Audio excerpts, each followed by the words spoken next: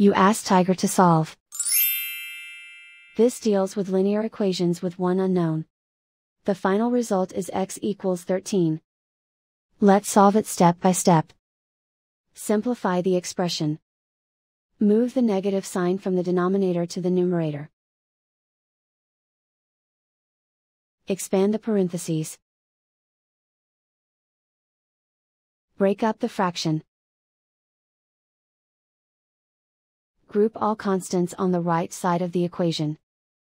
Subtract 13 over 2 from both sides. Combine the fractions. Combine the numerators. Reduce the zero numerator. Simplify the arithmetic.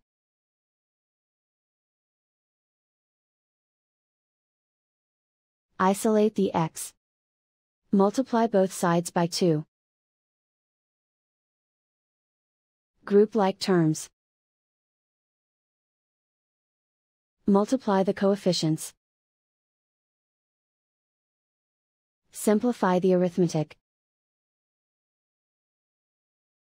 Multiply the fractions. Simplify the arithmetic. Convert the x into a positive number. Multiply both sides by -1. Remove the ones. Simplify the arithmetic. And so the final result is x equals 13.